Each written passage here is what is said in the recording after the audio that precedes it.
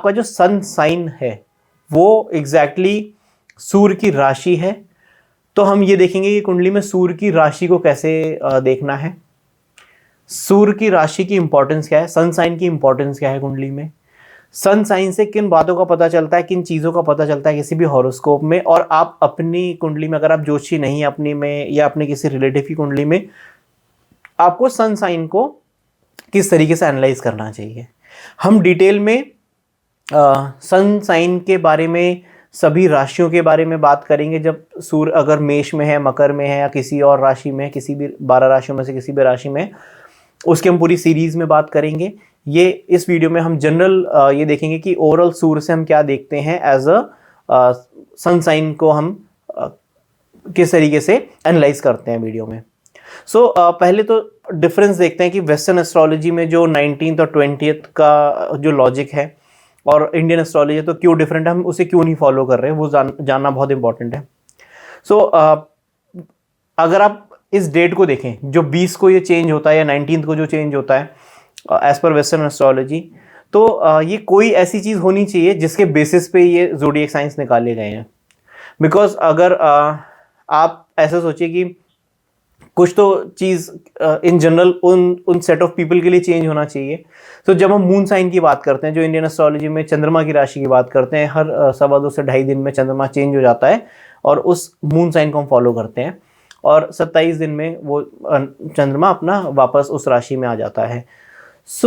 Moon sign ये हुआ। Ascendant हुआ जिस समय हमारा जन्म होता है। तो मैंने एक वीडियो बनाया था कि लग्न इंपॉर्टेंट है या राशि, तो उसमें आप देखिए कि लग्न कैसे निकालते हैं और राशि कैसे निकालते हैं, दोनों के बारे में बताया था। लगन को निकालने का तरीका बताया था, लगन की इंपॉर्टेंस क्या है, और जिस समय जन्म होता है तो उस समय जो असेंडेंट है, राइजिंग जिसे कहते हैं, वो राइजिंग साइन हमारा इंपॉर्टेंट होता है। तो वो हमारा असेंडेंट या लग्न हो गया। बट अब ये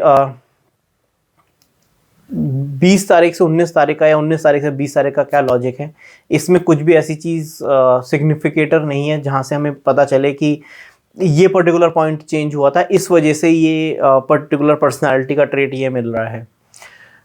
वो बहुत क्लोज है सन साइन से। एंड वेस्टर्न एस्ट्रोलॉजी में आई थिंक जब जिस समय ये वेस्टर्न एस्ट्रोलॉजी इवॉल्व हुई होगी, तब सूर्य का एक चेंज होने का जो टाइम होगा वो इतनी डेट्स पे रहता होगा। एंड अगर आप देखें तो मकर संक्रांति जब हमारी पड़ती है, मकर संक्रांति को सूर्य मकर राशि में आ जाता है, तो हम लोग मकर संक्रांति मनाते हैं। और ऐसे हर महीने सूर्य एक राशि चेंज करके नेक्स्ट राशि में चला जाता है। 15 अप्रैल को सूर्य मेष राशि में एंटर करता है और मेष राशि से वो बाहर वृषभ राशि में जाता है अब लगभग 14 या 15 तारीख को। ये डेट थोड़ी फ्लक्चुएट भी होती है, कई बार 13 तारीख को भी ये मूवमेंट होता है, कभी 17 तारीख को भी होता है, क्योंकि सूर्य हर दिन लगभग 1 डिग्री मूव होता है, प्लस जो भी 30 और 31 वाला कैलकुलेशन है इंग्लिश कैलेंडर के हिसाब से, तो सूर्य का मूवमेंट लगभग 1 महीने का रहता है। बट कहीं पर भी 19 या 20 तारीख तक ये प्रोसेस नहीं खींचता। ये तो हुआ डिफरेंस। आप सूर्य की राशि फॉलो कर रहे हैं तो आप कुंडली से निकाल लीजिए आपकी सूर्य की राशि क्या है और उस ज़ोडिएक को फॉलो करिए। अगर आप वेस्टर्न एस्ट्रोलॉजी फॉलो कर रहे हैं तो उसके बारे में नहीं कहा जा सकता कि वो किस चीज़ का सिग्निफिकेटर है। अब सूर्य की बात करते हैं। तो सन साइन क्या हुआ, सूर्य की राशि हुई। सूर्य की राशि हुई यानी आपके हॉरोस्कोप में, जैसा कि आप मेरी स्क्रीन पर देख रहे हैं, हॉरोस्कोप चार्ट है और सन इस हॉरोस्कोप चार्ट में जो सूर्य लिखा रहता है, जहाँ पर अगर आप लग्न कुंडली खोलें तो सूर्य इस समय कर्क राशि में है। यानी इस कुंडली में लगन में मेष राशि है, 1 नंबर है, 2, 3, 4, ये सूर्य इस समय 4th हाउस में है यानी कि कर्क राशि में। अब अगर ये सूर्य सपोज 8th हाउस में चला जाए यानी 4, 5, 6, 7, 8 यानी कि ये हो गया वृश्चिक में।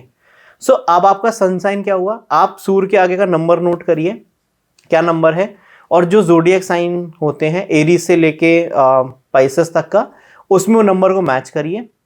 जो नंबर आए उसके अकॉर्डिंग की जो राशि है वही आपका सन साइन है। ये हुआ राशि निकालने का तरीका। और अभी किसी भी मोबाइल ऐप या किसी भी ऑनलाइन पोर्टल पे आप अपना लगन कुंडली खोल के देख सकते हैं।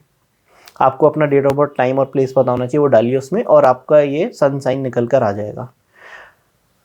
अब बात करते हैं सन साइन की इंपॉर्टेंस क्या है, सन साइन से हमें क्या देखना चाहिए।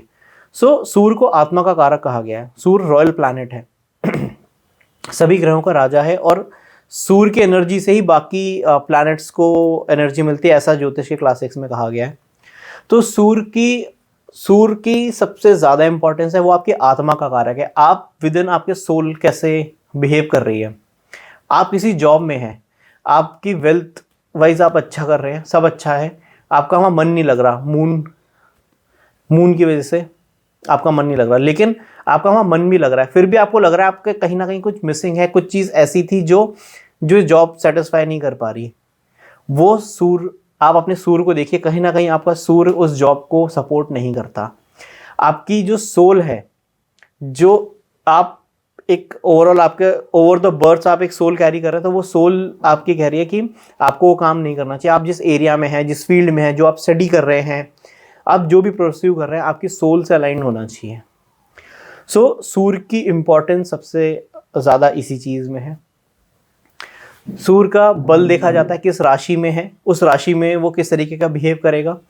सूर्य को मेष में उच्च का माना गया है, सबसे ज़्यादा अग्रेसिव है, मैं कहूँगा उच्च है लेकिन अग्रेसिव है। अगर नेगेटिव प्लैनेट के साथ आ जाए तो वही उच्च खराब रिजल्ट देना शुरू भी कर सकता है। और 7th साइन यानी कि तुला राशि में सूर्य नीच का हो जाता है, यानी अगर वहाँ पर वो अपने उतने अच्छे से उतने ऊर्जा के साथ रिजल्ट नहीं देगा। इस तरीके से आप कुंडली में देख सकते हैं कि सूर्य कहाँ पर है, उसका बल कहाँ है। 10th हाउस में जो कर्म क्षेत्र है, तो एक राजा का काम क्या है, सूर्य को राजा की कैटेगरी है प्लैनेट की। हमने सन की बात की थी, तो अगर 10वें भाव में है तो वो बहुत अच्छे रिजल्ट देगा। तो आपका सन साइन क्या है उसके साथ कंबाइन करिए। अगर सूर्य उच्च का है और 10वें भाव में, आप प्रोफेशनली आप शाइन करेंगे, राइज करेंगे। इन जनरल बाकी प्लैनेट्स भी देखने पड़ेंगे, बिना 9 प्लैनेट्स देखे कुछ भी कुंडली में कहा नहीं जा सकता। लेकिन अगर आपको सिर्फ सूर्य का इम्पैक्ट देखना है कि सूर्य किस तरीके की रिजल्ट दे रहा है, तो आप इस चीज़ को कंसिडर कर सकते हैं। अगर सूर्य 4th हाउस में है और 7 नंबर का है, यानी नीच का भी हो गया, उसको बल भी नहीं मिला, 4th हाउस में सूर्य का जो दिग्बल होता है वो कम रह जाता है, तो आपका सूर्य उतना एनर्जेटिक नहीं है, आपकी सोल कहीं ना कहीं कष्ट में रहेगी, और आपको उसको उबारने के लिए कुछ ना कुछ मेडिटेशन या जो भी मंत्रोच्चारण या जो भी है वो चीज़ें फॉलो करनी चाहिए। ओवरऑल सन साइन कुंडली में क्या होता है हमने वो देखा, उसकी इंपॉर्टेंस क्या है वो देखी। जल्दी सन साइन की बारे में बात करेंगे एक वीडियो की सीरीज में, जहां पर हम सूर्य के सभी राशियों में इम्पैक्ट देखेंगे। तब तक के लिए नमस्कार।